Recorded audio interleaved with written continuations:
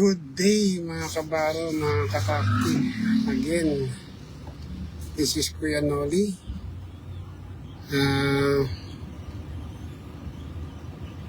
Wait, mahina naman ang signal natin.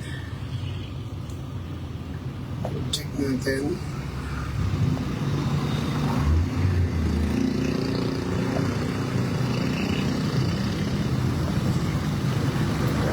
Natin, mahina ang signal.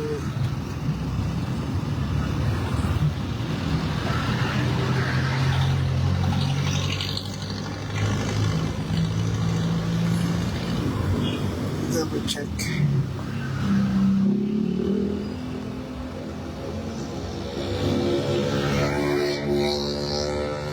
Signal natin, ayaw gumana.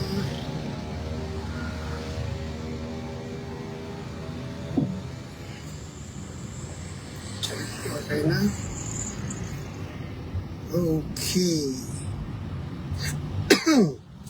Good day ulit mga kabaro, mga katakti. Again, this is Kuya Noli or Captain Noli at your side. So, meron nag-message sa atin.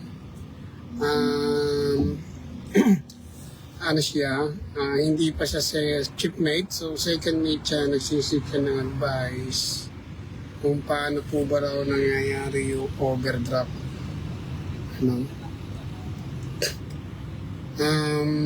Nag-overdraft daw sa summer draft yung kanilang barko. And then, nang nakita ng piloto, bumaba daw yung piloto. So, hindi nag-depart ang piloto.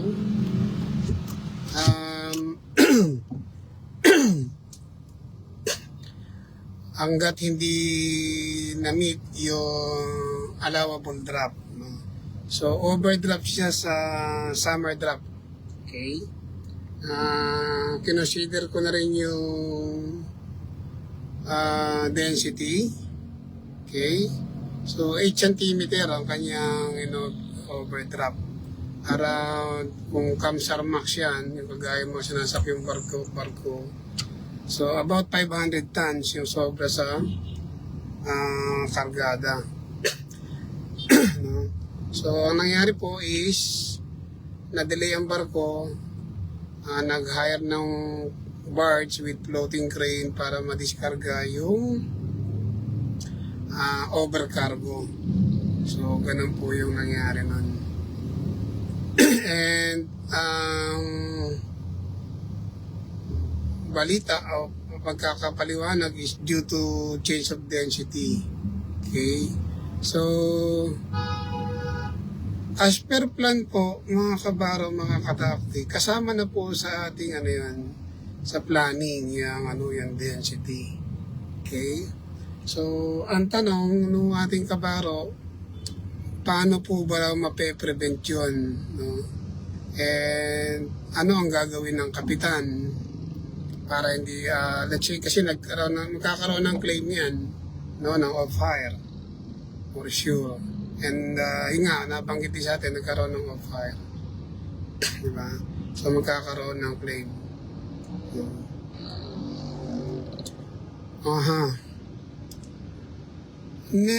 When I was shipmate, ito pala, bakit pala, doon muna tayo sa root cause analysis.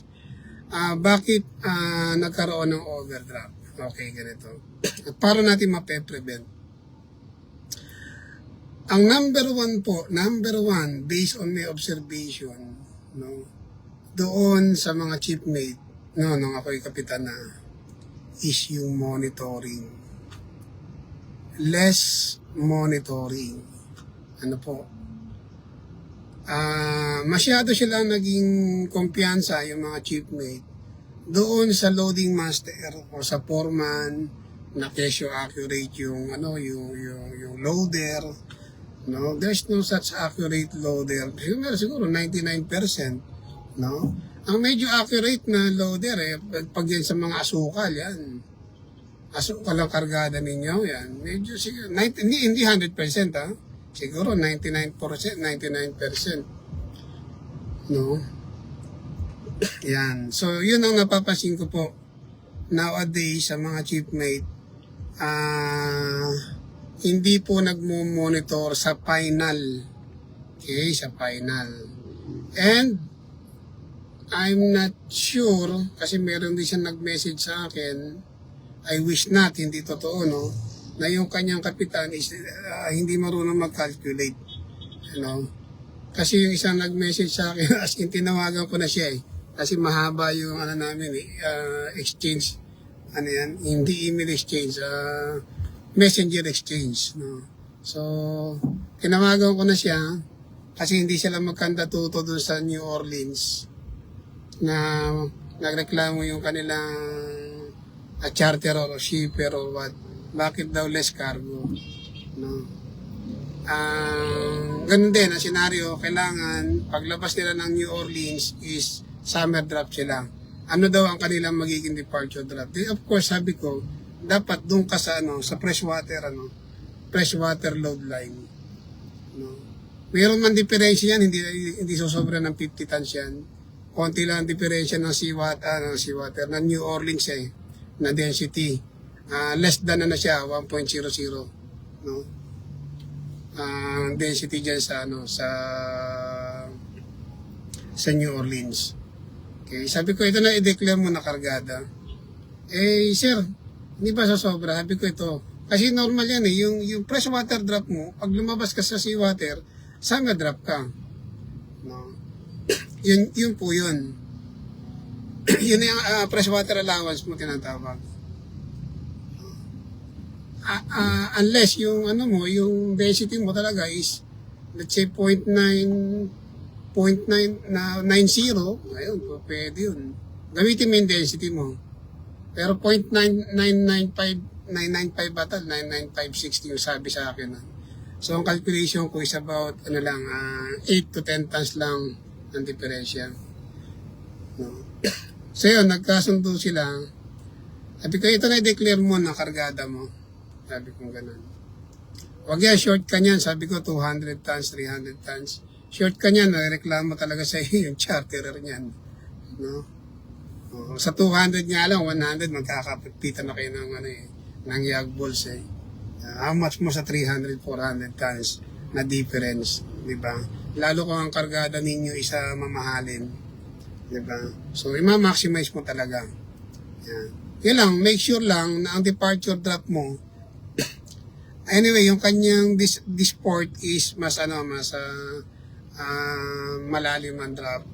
No? So, darating siya doon, na siya, above summer drop na siya. Okay? Yan. Okay, so doon sa kaso ng nung isa nating kabaro, hindi niya pala kaso ng kasama niya sa barko. Yan. Yun ang common mistakes ng iba, yung less monitoring, especially pag trimming. Ang ginagawa kadalasan po mga kabaro, mga tactic ng iba pag nagti-trimming. Kukunin yung trimming na bodega, let's say 1 in 5, magkakalculate. So ito ang para sa bodega 1, para sa bodega 5, sasabihin ng foreman, load this in cargo number 1, load this in cargo number 2, number 5. Finish. Wala nang monitoring. Diba? Obserbahan niyo po yan sa mga chipmate ninyo. And kung chipmate din kayo, obserbahan din niyo po yan sa performance ninyo. No? Inaasa na lang sa foreman. Diba? Kaya nangyayari, yung target departure drop hindi na mimit. No? Sa halip ng even kill, na tawag ito, tumingala o sumubsob. Diba? So yun, dapat alam natin ang factor. Bakit hindi na namimit yung even kill departure drop? No? Kagaya one time sa isa kong barko na binabaan, ang sabi ko, di-depart tayo, dapat meron laman ng ating after peak na about 200 o 300 tons, o ba yun? O 130 tons. Ang ginawa, pinump out yung after peak para makadepart kami ng even kill doon sa loading port. Sabi ko, ang ating restriction is nasa discharging port.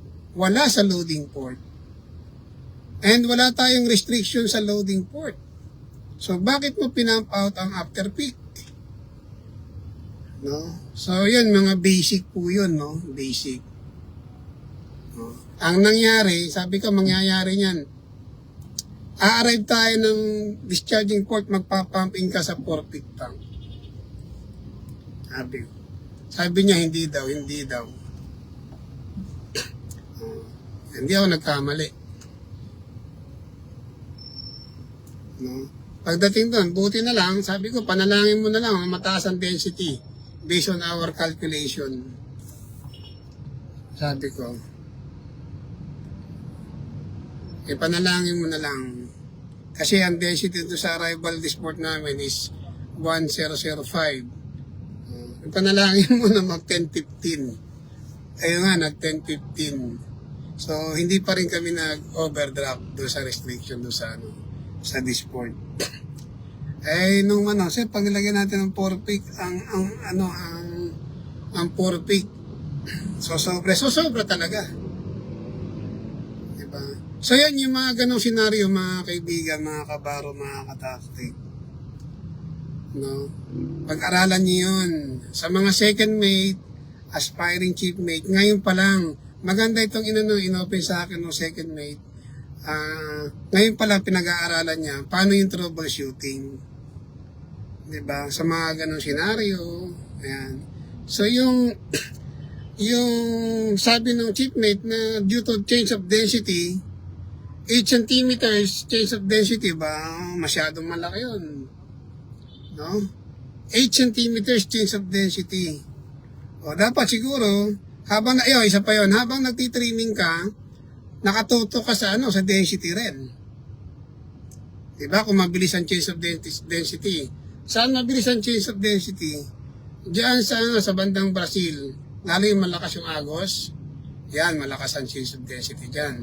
Pero kung dyan lang kayo sa Vancouver, parang walang ilog, parang malabo tayong na change of density. Due to density, kaya nag-overdraft ka ng 8 cm. Diba? 2 cm siguro papagbibigyan ka, pero 8 medyo malaki-laki na yan. Diba? Diyan pa sa sa Houston, no, ingat din kayo diyan. Sinabihan ko na yung ko diyan, yung chiefmate ko before. Sabi ko, dapat naka-upright tayo. Kasi pagka yung, let's say 12 meters ang ang drop restriction. Kapag sa isang side mo nag 1202 ka, 1205, no, sa kabila is 1195, overdraft ka. Hindi ka sasampahan ng piloto. No. Nangyari ng tagilid, buti nakatagilid sa seaside. Sa undeclare ko nang sabi ko na kay chiefmate, i-declare mo na lang parehas. Let's say 1198, hindi 1202 yung kabilang side. Sabi ko, gano'n na lang ang gawin mong declaration. Buti, hindi ang binabaan ng piloto doon sa seaside. No? Ayan. So, be very careful pag sinabing may drop restriction. And pagdating sa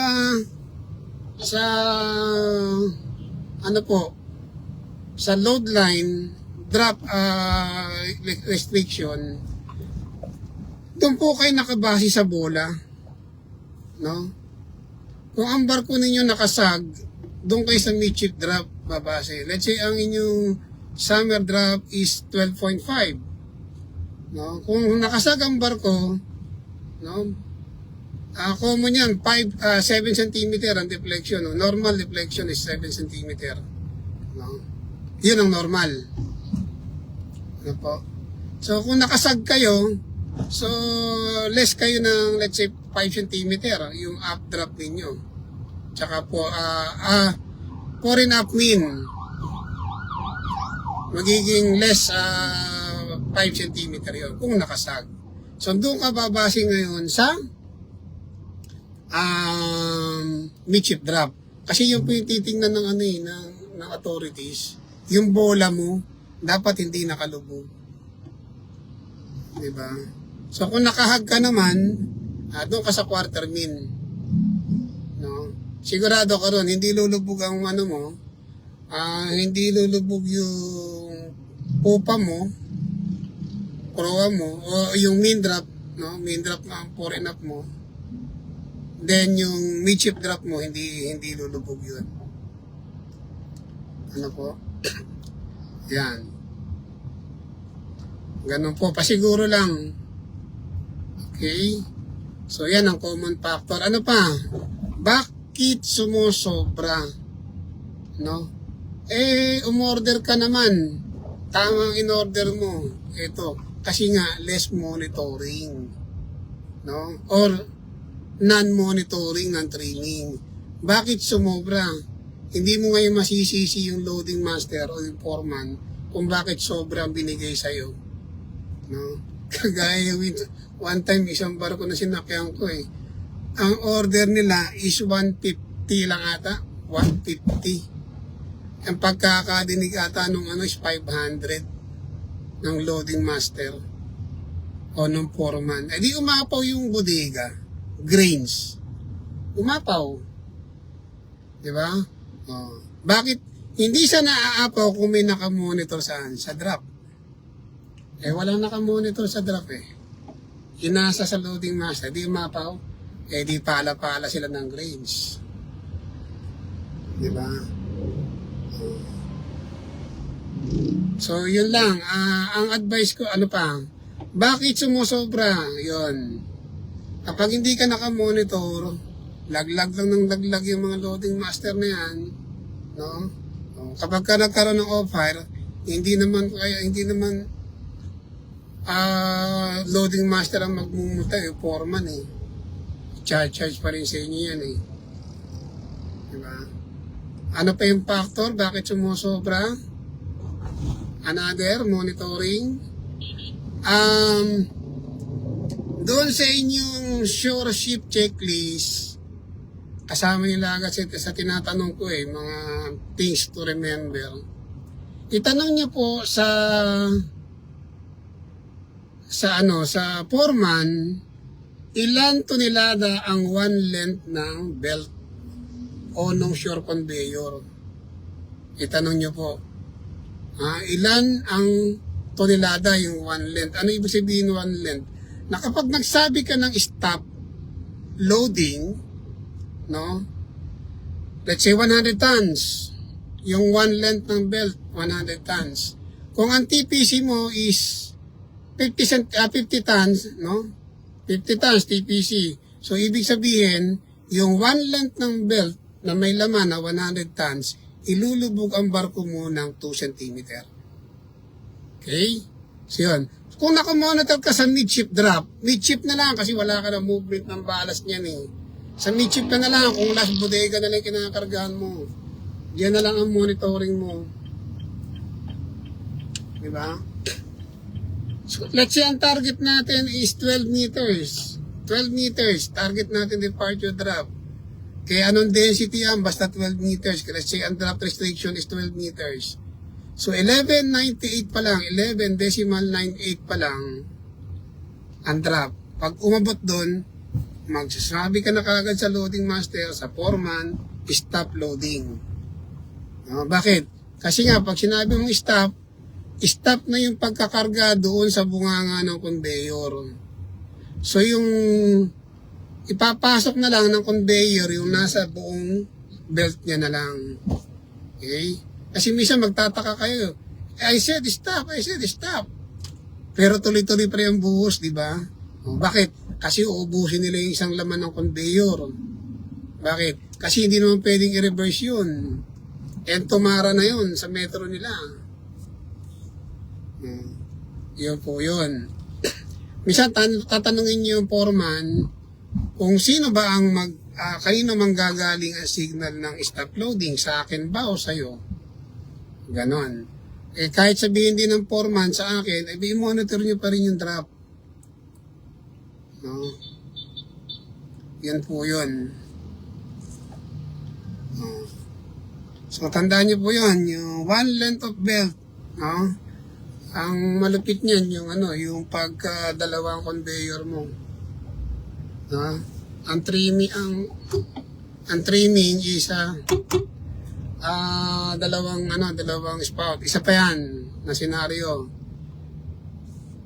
Sasabihan ka ngayon ng loading master o ng foreman kasi dalawang crane o dalawang spout niya.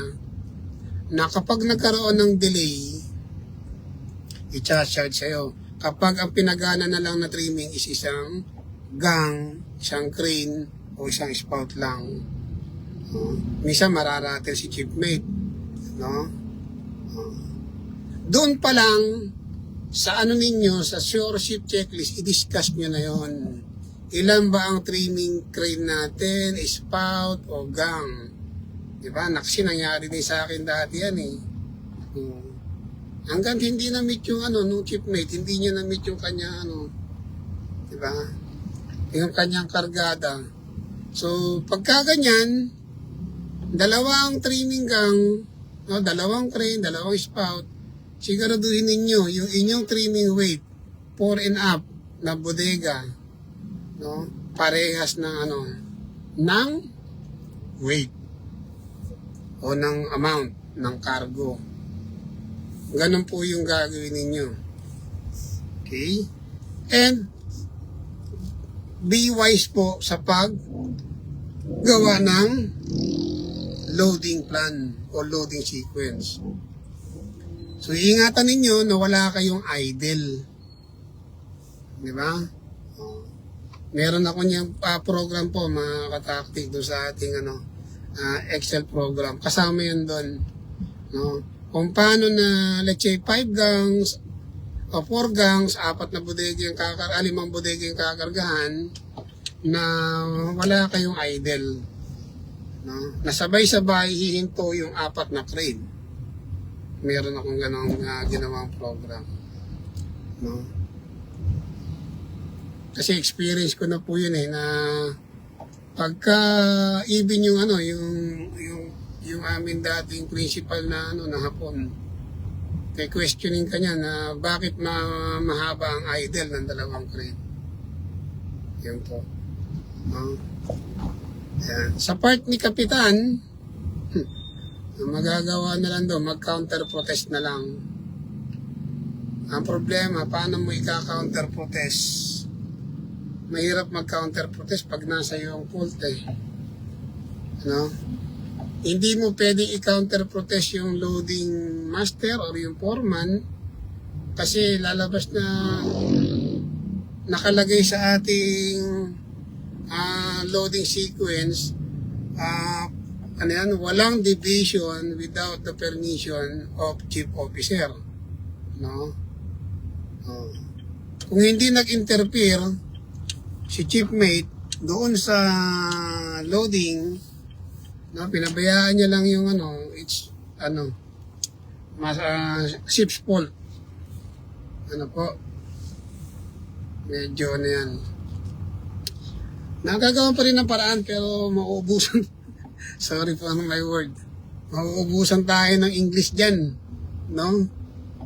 I love mathematics but I hate English. Ubus ang 10 kilong English natin yan pagka dyan sa mga protest na yan. Diba? Kailangan marami kang baon dyan. That's why, hanggat maaari, kung ayaw nyo ng trouble, kung 10 kilo lang ang baon nating English, ingatan natin, mga kaibigan, mga kabaro, mga tactic ng trouble. By what? By by doing proper our duties and responsibilities. Parang parang makinarya yan. Kung mahina ka sa troubleshooting, gandahan mo yung maintenance mo. Hindi palalampasin mo yung mga yung mga due date. Ganon. So sa part ng kapitan, paano niya malulusutan? Counter protest. Kaya lang mag-iisip tayo nun kung paano natin i-counter protest. Yung short cargo pwede pa pero yung overcargo medyo headache talaga yan. Sana iisipin natin paano natin matutulungan si Kapitan. Let's say ako superintendent, anong gagawin ko kay Kapitan? Hindi pa uwi na. Although kasalanan ni chiefmate command responsibility, anong magagawa natin? Iba talaga, superintendent, ano yan, plane ticket na yan. Hindi ko alam kung si chief mate o si kapitan ang plane ticket dyan. No? Meron kasi nangyari sa amin yan, hindi nakinig si chief mate kay kapitan. No? Ang instruction ni kapitan is basahin yung draft before departure. Ang problema, si chief mate hindi nakinig, umasa sa loading master. Naku po, pagdating sa bunkering port, Port Elizabeth ba yun? Or Cape Town, bunkering port nila, ayun, pagdating doon, overdraft, more than 20 or 30 centimeter. No? Nag-loading sila sa Maswell na lugar, dyan sa Australia.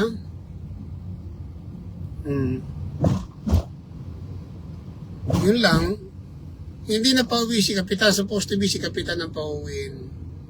Di ba? Kasi command responsibility. Kaya lang, dumipensa si kapitan. Siya rin natusan ko yan hindi sumunod. So, safe si kapitan. Di ba?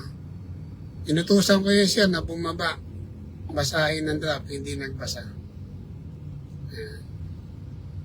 Yung sa party ng kapitan yun, pwede nyo i-save yung kanyang ass. Sa ganon. No? Ayan.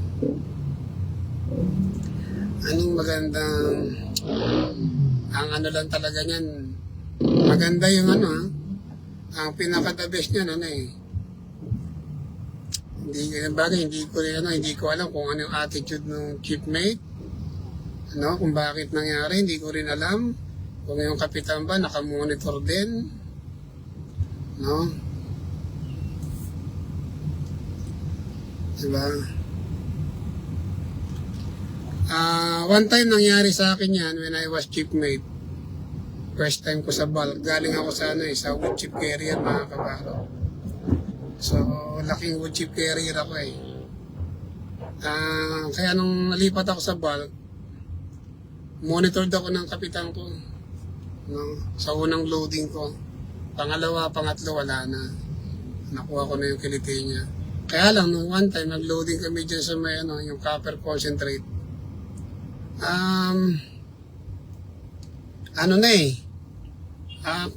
Booking cargo na. Booking cargo na kami. Departure drop na. Ang sabi ko kay kapitan, sir, departure drop na tayo, booking cargo. Problema, doon sa barge, meron pang about 500 tons na pasobra. Pinasobrahan ba yun? Sabi nung nakabuking yan, nandiyan na yan sa barge Kakarga natin yan, baka ma-question tayo. Kasi pag kinarga ko yan, overdraft tayo ng about 10 cm doon sa discharging port sa Japan, sa first discharging port. Sigurado sir. Overdraft tayo sa drop restriction. Wala naman drop hindi naman doon sa load line limit. May drop restriction lang. Sabi ni kapitan, sige, karga mo. Di kinarga ko sa bodega tres. Nag-deflection ako, mga kabaro, 15 cm.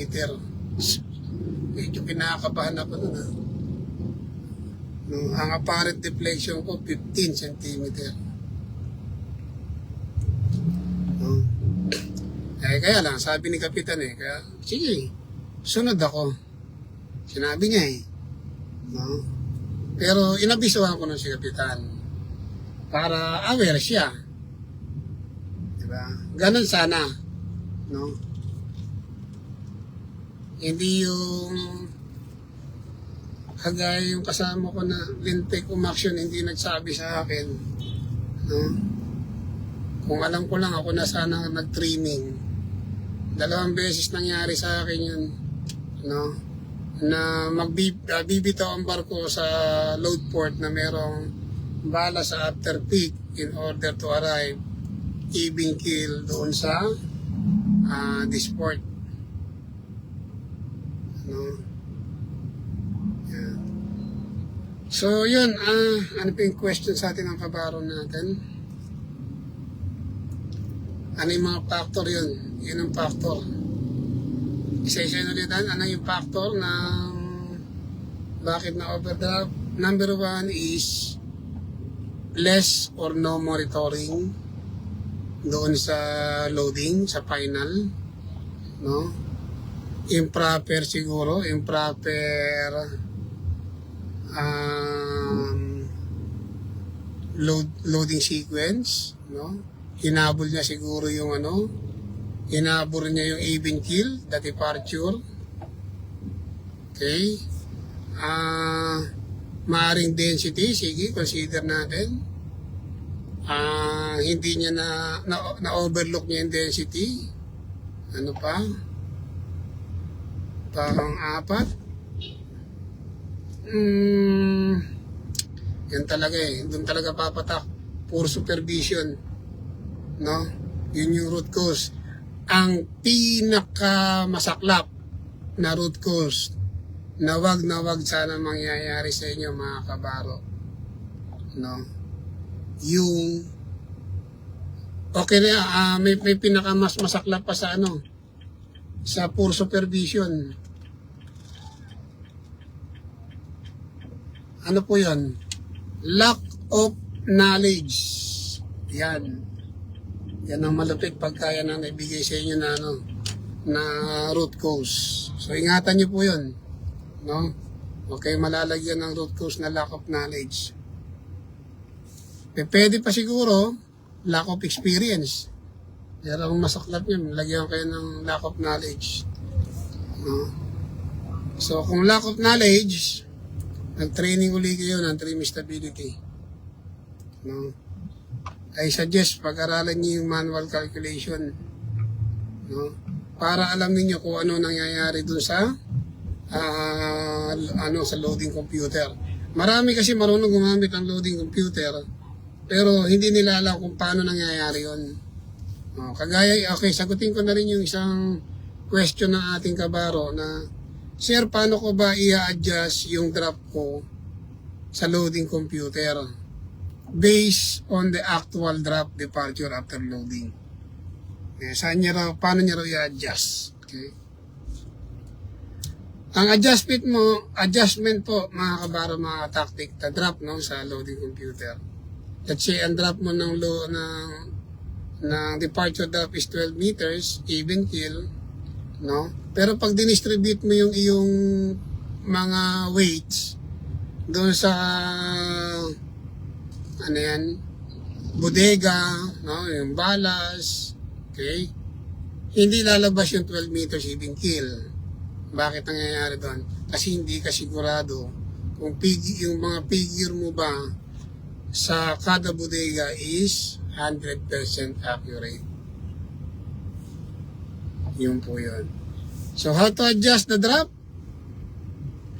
Kung gumagana po, yung LCG ninyo, kung pwede nyo i-adjust ang LCG ng constant, i-adjust nyo yung LCG ng constant. Yun, yung number 1. Ang second, pag hindi adjustable yung LCG ng constant ninyo, mag-adjust kayo ng weight na lang. Weight ng kargada o weight ng balas kung may balas kayo. Yun na lang po. Doon kayo mag-adjust. So I wish nasagot ko na rin yung tanong ng isang kabaro natin about sa kanilang loading computer. Actual drop versus loading computer drop.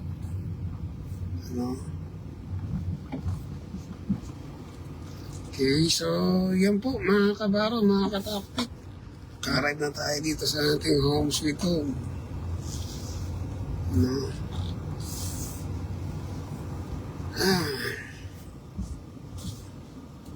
Okay. So I wish nasagot ko po yung question ng ating kabaro.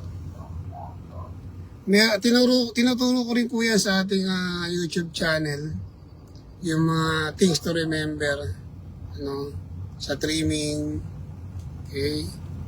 Pagka minsan kasi mga kabaro, ang factor minsan, yung basic, ini-ignore natin. No? Yung basic calculation. Pagka minsan kasi ang basic, kahit wala kang kaharap na computer, madali lang computer eh. No? Ang pagkakaalam na iba, mahirap mag-compute. No? Minsan kaharap mo lang ang stability booklet, madali lang mag-compute. Kaya yung iba, nasanay sa loading computer. Kagaya one time, isa kong second mate, pinakompute ko yung arrival drop, aspirant chef or chief mate, pinakompute ko yung arrival drop sa disport. Abi, bababa ng ship's office. At doon daw magko-compute. Sabi ko dito man na-computein. Maraming way how to calculate. Yan po. Kasi one time, may sa isang company ko before, nasira ang loading computer. Share ko na rin sa inyo. Nasira ang loading computer. Ano pa yun parang DOS command ng time na yun. Hindi kagaya ngayon na Windows na. Okay? Wala sa isa, ni isa sa kanila, kapitan, chief mate, ang marunong mag-compute ng strength o ng stress ng barko, bending moment and shearing force, mano-mano. That's why yung company na yun, yung Manning company o yung Japan principal na yun, lahat ng nakabakasyon sa lupa, pina-training, no? Ang tema nila is back to basic. Yan. Maki mo yan. Ano po ako noon, second mate ako that time. Kaya nung ganun, talaga nung umattend ako ng stability and trim na training, tinanong ko talaga yun. Paano pag-compute ng stress ng barko ng mano-mano? Then gumawa rin ako ng program nun. Basic siya, pero pag mamano-manuhin mo talaga, naku po, madugo. Kaya ginawa ko siya ng program. Basic. Imagine yan. So yung mga ganong senaryo. Kaya kung nakarely ka lang lagi sa loading computer, what if nasira yung loading computer, sabihin na iba, sir, may CD naman siya eh. Diba? Oh, may CD. Eh kung hindi compatible dun sa laptop mo, diba? Isipin mo yan. Diba? May compatibility yan eh, na laptop, na Windows. Yan. So, kailangan marunong tayo sa basic o marunong tayo sa advanced. Loading computer, marunong din tayo sa basic. Ano po? Yan. So, mamaya ulit, titingnan natin ano yung message na hindi pa natin na-address. Okay. Isa pa, dagdag ko na. Yung po, ano ba yun? Yung drop, ano ba yun? Drop datum ba yun? Na tinuro ko before.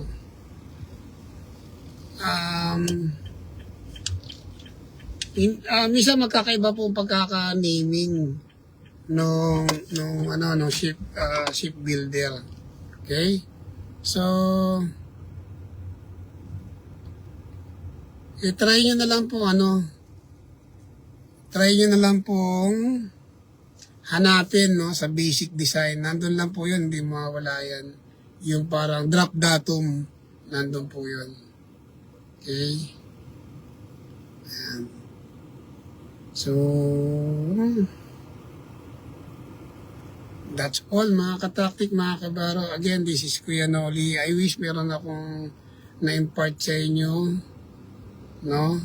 Kung sa tingin ninyo kapaki-pakinabang, baka makaingin ng likes dyan. And kung may comment kayo, meron ako nakakalimutan sa mga iba na experience din dito, I'm happy to see your comment, no? Okay?